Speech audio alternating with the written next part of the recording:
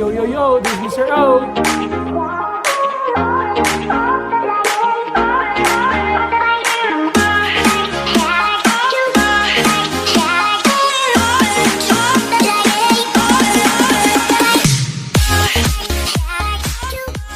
Yo, yo, yo, this is Mr. O, and today we're going to learn about inverse function. What is inverse function? Inverse function is doing the opposite things. It's the reverse operation. You can say it that way. Like undoing what the other function is doing. Like in real life, if you're running to the right, the other one is running to the opposite or reverse to the left. Okay, something like that. But in function, if you're adding here, you are subtracting on the other function. Okay, so how do you find an inverse? Okay, an inverse, a basic idea, the basic idea for the inverse is that the x and this is the y, this is a coordinate, they swap. The y become x and the y becomes x and x becomes y. Does it make sense? So here I have here a set of A with coordinates of 3, 1, 4, 5, -7, 2, 0, -3. If I find the inverse of set A, I'll put here A with like a -1 on top. That means it's the inverse of A. That will become now 1, 3 because I swapped the y and x. This becomes now 5, 4. And this becomes now 2, -7. And the -3, 0. And that's the inverse of set of A. So again, inverse, you swap the y and the x. Okay, what if we're given a function, an equation? How do you find the inverse of this? Okay, we find the inverse of a given function. Here are the steps. Okay, the first one, we know that f of n is equal to y is equal to 1 plus 3 over 5, and there is the x basically. Okay, now you will swap the x and the y. The x becomes y and the y becomes x. So I will replace this y here by x, and I will replace this x by y. Now from this point, after you swap them, you will solve for the y here. So I'm going to move this 1 to the left. So I'm going to make it x minus 1 is equal to 3/5 to the y. And then for me to get rid of the 3/5 here, I'm going to multiply it by 5 here and 5 here to cancel the 5. So I'm going to have now 5x minus 1 is equal to 3y. And I'm going to divide by 3 and again divide by 3 here. So that will give me, I'm going to put the y on the left side, 5/3 x minus 5/3. And that's the inverse of the given function. Okay. Next, find the inverse f of x equal to cube root of x plus 3. Again, we know the f of x equal to y. That's cube root of x plus 3. Again, the idea of inverse, we're going to swap the y and the x. The y becomes x and the x becomes y. And in order for us to solve for y, we need to get rid of this, the radical sign, the cube root. And for us to do that one, we have to raise to the third power, raise to the third power there. And this will cancel now. That will give you x cubed is equal to y plus 3. Now, I need to move the 3 to the left. X cubed plus 3. I don't know. If you move it to the left, you have to subtract 3 there. So x cubed minus 3 is equal to y. So then, this is your inverse. But I'm going to show to you how to write it neatly. Okay, y will be on the left, x cubed minus 3. If f of x is a given function, for me to represent and write it properly, denote it with f with the -1 there. That means it's the inverse of the f of x. So we call it inverse of f of x is equal to x cubed minus 3. And that's the function, the inverse function. All right. Next, f of x is equal to negative 2 times the quantity x plus 2 cubic. So again, we're going to make this so y, this is negative 2, x plus 2 to the third power. We will swap the y and the x. The y becomes x, and the x becomes y plus 2 to the third power. We're going to try to isolate the y here by dividing it by negative 2, negative 2. And then we're going to have now x over negative 2 is equal to y plus 2 to the third power there. For us to get rid of the 3 here, I'm going to cube root each side. This will cancel. So now I'm going to have a cube root of x over negative 2 is equal to y plus 2. And to isolate the y, I'm going to subtract 2. Subtract 2. I'm going to write it y on the left. So that becomes now cube root of x over negative 2 minus 2.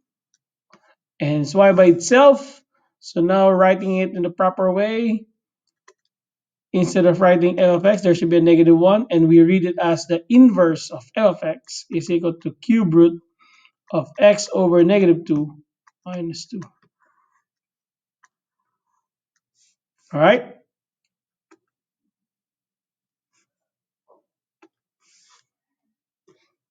Find the inverse of f of n. This should be f of x. Given f of x equal to x squared plus 3. So again, this is equal to y, x squared plus 3. Swap the x and the y. This becomes x, y squared plus 3. Solve for the y here by moving the 3 to the left. That gives us x minus 3 equals y squared. And we will take the square root of this one, square of this.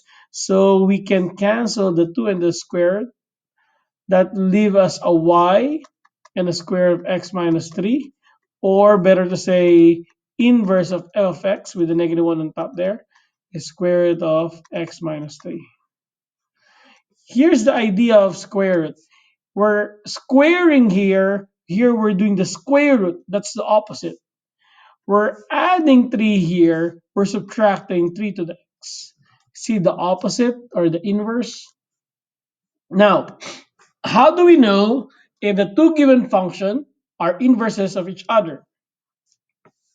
For us to know that, the definition says that two functions are inverses of each other if they're composite, or if the f of g of x is equal to x and the g of f of x is equal to x.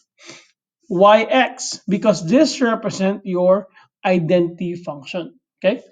But here, in order for us to check if this is true, we will try the f of g of x.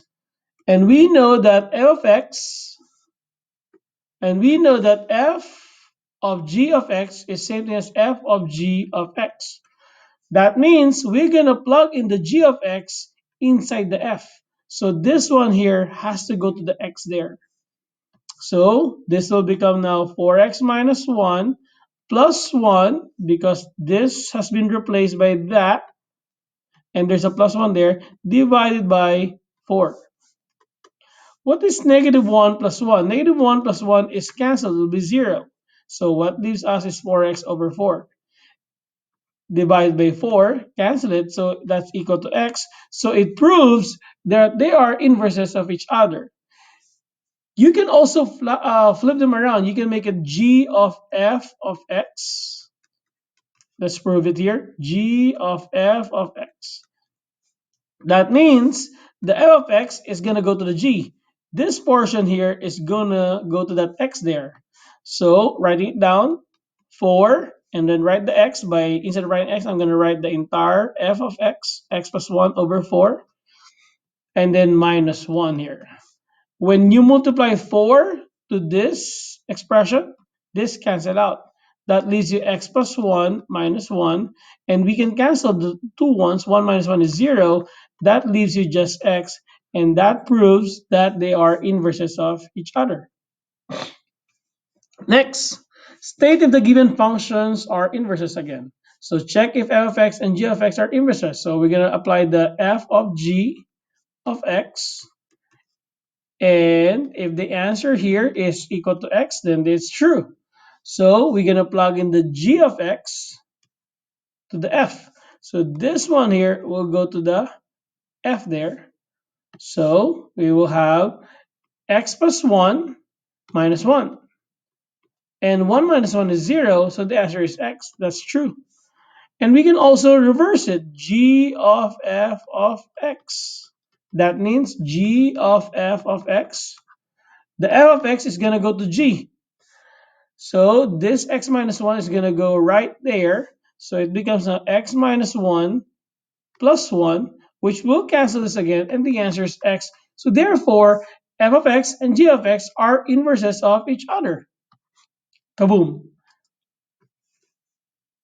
Next, graphing. Okay, let's use this one, f of x and g of x. Okay, find the inverse of each function. Okay, so we have here f of x equal to negative 2x minus 2. We're going to find the inverse of that. And again, how do we find the inverse of that? We're going to make the f of x equal to y, negative 2x minus 2. And we're going to swap the x and the y. This is the x. And this is going to be y now minus 2. We're going to solve for the x by moving this negative 2. This becomes x plus 2. Divide everything by negative 2, negative 2, negative 2. So therefore, the y is now equal to x over 1x over negative 2 minus 1. And this is your inverse, negative 1 half x minus 1. Okay, so now we're working on two functions here. The orange one, that's the original function, and the blue one here. Okay, you cannot see that one. Let's change it. Let's make it the green one. Okay. All right. So what are we gonna do here? We're gonna graph the orange one. Okay. So we have f of x equal to negative 2x minus 2. So that means you're gonna start at negative 2. And then the slope there is negative 2. So you're gonna go down to right 1, down to right 1, or you can go up to left 1, up to left 1, up to left 1, up to left 1.